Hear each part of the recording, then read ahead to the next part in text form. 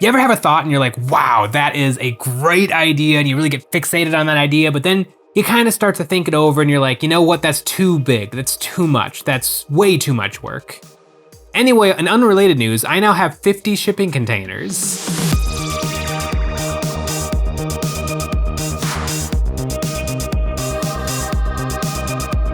I've really been getting into playing Warhammer 40k and trying to find the perfect map layout. And really what I needed blocks. I needed Warhammer 40k Legos, and I thought the shipping container is the perfect size and shape. And if I had enough of these, I could try out every single board I could imagine. And now I happen to have enough shipping containers to make it happen, and a few other little odds and ends to really fill out this board properly. I mean, speaking of filling out, this crane is one of the biggest miniatures I have ever seen in my entire life. And it is time to get this painted up because I really want to try some weird board layouts.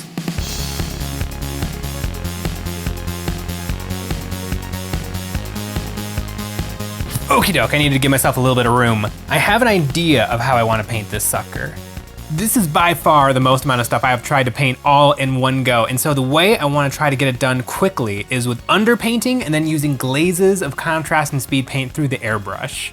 And fingers crossed, it's gonna work out great. This crane is Titan-sized, which it would need to be. The Imperium makes a lot of large things, and those things need to be moved around. Everything from the holy armor of the Legio Titanicus god machines to pallets of Special K cereal, now with more corpse starch. I have to get the sucker primed, and luckily, I bought the big bottle. Typically models take a few seconds to prime, but on a Titanic-sized model, it takes some real time. And these elevators aren't small either. I want this crane a Tonka truck yellow, and contrast paint will be the thing that gets me there, but first it needs to be prepped. A nice zenithal will give me my contrast. Zenithal works great for big detailed models. It really highlights all the little details in a short amount of time. Now I want to try some undershading. I want to avoid brush painting stuff as much as possible, otherwise I'll be here all day, and those shipping containers are going to take ages by themselves. I sprayed some pink into places around the miniature. Hopefully these spots will shift the color of the yellow and give me some interesting values and shading, once the yellow is applied over top of it. I know pink works well under yellow, but as long as I'm experimenting, why not see what blue and green does? I sprayed blue all over, letting it overlap the pink, and sprayed this on specific parts of the model, like the neck of the crane and some of the machinery of the tank treads. This looks like something I won at the fair. Introducing the new cotton candy flavored crane, now with added grim dark. Now for the green. These colors I've chosen are very pastel, especially applied over the white zenithal. I maybe should have gone darker, but we shall see. Much like George Lucas, I may have gone too far in a few places. I want to go back to the original white and brighten up just a couple of spots, because now I'm worried when I spray this thing yellow, there's not going to be a lot of room left to actually be yellow. I have been noticing my airbrush is spitting out a lot of water. I'm not a very good airbrush owner, and I have not checked my moisture trap in months, and it is completely full. Check your traps, people. The original white blasted through all the wacky colors I have on there and helped me get more accurate with my spraying. I want to do a little masking, but not with masking tape. A fun trick I know is to use playing cards. These are stiff so the airbrush doesn't blow them away, and they are glossy so they don't absorb water and get soft. I held these up to areas on the model and sprayed right over them, giving me nice, sharp, crispy edges quickly. The playing cards worked really well, and did you know dogs can hear much softer sounds than we can, so they can hear things that are much further away? Maybe one more. Did you know dogs can see best at dawn or dusk? These are 10 cents. Now it is time for the yellow, and I am very interested to see what happens. I think I'm gonna go with Bad Moon's yellow. It's a little bit greener of a yellow. It might make for a more sickly appearance. And these things are really expensive. So I'm gonna start by thinning it down a lot and seeing if that'll do the trick. I mixed the contrast paint 50-50 with some Joseonja Magic Mix. This will thin the paint while keeping it thick and sticky. I held my breath while blasting this on the model. This will either be perfect or a disaster. And of course, it was about 50-50 of each. The yellow color is awesome, but over blue and green, it is very, very green. Greener than I would have liked. Damn, it's yellow. It's too yellow. And luckily, it's much easier to unyellow something than to yellow it, but yeah, contrast paint really works. Let the unyellowing begin. I mixed the contrast yellow with my white paint to desaturate it and sprayed this over the model, keeping it to the raised areas and flat panels. And to tone down the green, I sprayed an orange ink to add in some warmth. I used the white paint to further highlight and bring attention to some of the details like his giant skull sigil. And I brought back the doggo cards to get crispy lines to highlight the girders. To add some realism to this wacky crane, I took a big old piece of foam and sponged some bright silver chips over the model. This highlights all the rivets and edges and gave a nice glisten. The model is looking good, but very samey, all green and yellow. I picked out the tracks with brown to get another color on there, and added some brown pigments to bring this color onto the rest of the model. I slobber this on like a 2-year-old with a chocolate bar on a hot day, and I'm liking the way it's looking. I grabbed some orange pigment powder and did the same thing, really spilling it on. Pigment powder is a subtractive medium. I saturated the model with it and then used water and a paper towel to remove the excess. A squirt bottle helps with this. Spraying the model lifts the powder and makes it runny while keeping the clumps my brush left behind in the corners. The crane is really coming along, but it feels a little flat to me. It could use some pizzazz. I picked out the skull with some paint, using a green, black, and a white to add some contrast. While I was adding detail, I picked out the counterweight with these colors too. And nothing brings a project together quite like decals. I found some Adeptus Mechanicus decorations in my collection and I slid these on and they helped a lot to make the crane feel more real. I threw a cog skull onto the cog skull and I wish I had an even smaller cog skull to keep the stack going. This crane has been a lot of learning. The yellow worked, but I still need practice to get it to do what a brush can. I took a green black and glazed this in the shadows and this is where it started to feel right. I click-clacked the crane into the base with the super strong magnets. This crane turned out. It was a little touch and go there for a little bit. The yellow kind of scared me a little bit and the fun dog facts weren't that fun. But in the end, it turned out great. It was so much fun to speed paint this crane. And if you would like to speed paint a crane, you will find this crane along with all of this terrain on our Patreon. We make STL packs every month. This month we have the Shipping Depot, a huge pack full of huge things to really fill a game board out. Like the Titanic crane, practically a kill team board in itself. Elevators to get access to that plunging fire rule, and of course, functional shipping containers to spice up a board and block line of sight. Our Patreon is the best place to support us doing what we do, and it helps us to create things like this.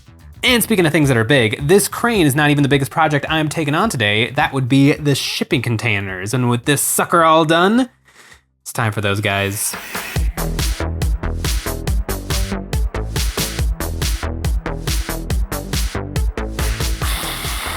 $50 shipping containers. If I was a reasonable person, I would probably get 3 cans of spray paint, different colors, and spray them in 15, 15, and 20 batches and call it there. But I want them to be nice. And that is going to mean this is going to take a little bit. I primed the containers with a rattle can. It took about 1 3/4 cans to get it all properly coated, and then it was time for color. I got a white prime on all these suckers, and a white prime is the most difficult to work with because you have to cover every single inch in fresh paint. But I needed it because I want really bright shipping containers. There is a lot of shipping containers here, and I don't have that much paint, but I do have 2 airbrushes. I filled 1 airbrush with my dark colors and a second airbrush with my light colors and gave each one a 2-tone finish. A nice simple recipe, but multiplied 50 times, it took hours. I picked some colors I thought would all look good together, and I didn't do any counting, so a lot of them are blue, and only a couple of them got to be red. 50 shipping containers, all base coated. That took some serious time, but it's now starting to feel real. And the 3 game modes I am most excited to try out. Number 1, King of the Hill, not just a great sitcom, but it's also a very fun game. A classic Zone Mortalis style maze. And for the last one, I think just creating a 40K board that is made of these shipping containers, and every single turn, in each player's turn, they can take and move a shipping container. And so the game will start off very normal and then end up as just an absolute mess of shipping containers in the most frustrating places. But speaking of shipping containers, right now it looks a little like I opened a bag of Skittles. I gotta make these all look like they belong in the same universe, and I really don't wanna give them a wash. But I'm gonna give them something like a wash. This Unforgiven green did a really good job on the crane, so I'm hoping it'll also do a good job on these shipping containers. I sprayed on some green black paint and then wetted it with my water spritz bottle and then wiped away the excess with a damp paper towel. Doing this randomly will give me that grim dark realism that I'm after without needing to make gallons of wash paint. Once the black was dry, I took a lighter gray and gave each container a dry brushing. This desaturates the containers and made them look a little bit more uniform. 50 shipping containers, all grim darked and looking pretty slick. Also, if you're wondering where I got 50 shipping containers, initially I asked Nick to print them for me, but he threatened to quit. So instead we outsourced it from Only Games over at My Mini Factory. Only Games is a print-on-demand service from My Mini Factory. They printed everything I am painting today. They offer printing in both resin and FDM, and our current and previous packs are on Only Games if you're interested in picking them up physically. Now they're looking dark, but I don't know if they're looking grim. They're missing a little something. They're missing like a little salt, a little garnish, maybe a little paprika, or maybe something that looks like paprika, a little weathering powder. I don't have much orange left, so I poured what I had into a cup. And I added some orange pastel shavings I had laying around and some red pigment powder to hopefully give me enough gas to go this extra mile. I added in water to make up a slurry, and just in case I don't have enough orange, I made up a brown mix too. I can mix and match on the containers to get a little more mileage out of my materials. I slobbered this onto the containers and gave them a heavy spritzing of water to make the powder run down the sides and pool in the recesses. In the grim darkness of the far future, there is no soap. 50 shipping containers, all soaking wet but done, and I'm so excited for them to be dry because that means I get to try out some games with them. And you know what, while I wait for them to dry, let's take another crack at these dog fun facts. I'm just curious now. Did you know over half of dog owners include their dog in annual holiday photos? That's a real fun fact. Well,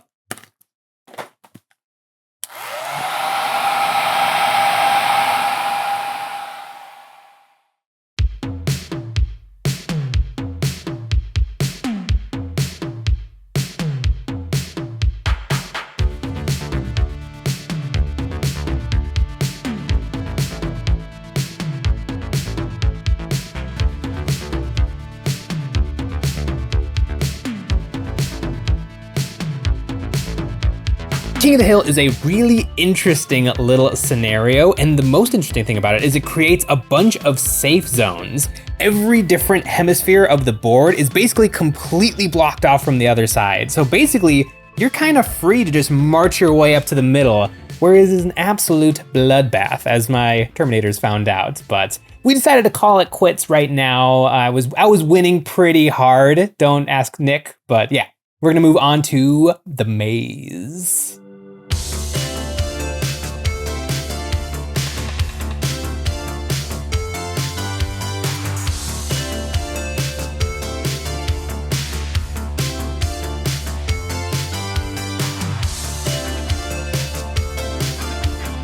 For this scenario, we did no objectives, just killing, and for deployment, we took turns putting a unit anywhere in the maze, and it was an absolute kill fest.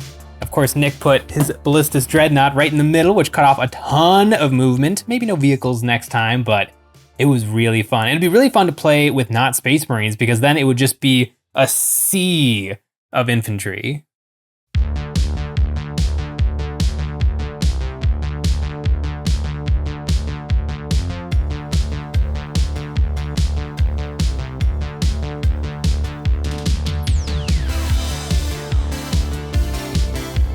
So not a lot actually happened because we just kept move blocking each other with the shipping containers. And nobody actually got to have the middle objective because we both had the same thought and we just completely walled it off and turned it into a fortress.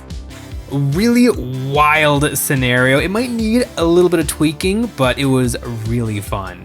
And we've got enough shipping containers to do this over and over again. Big thanks to Only Games for helping us to make this into reality, and thanks for watching.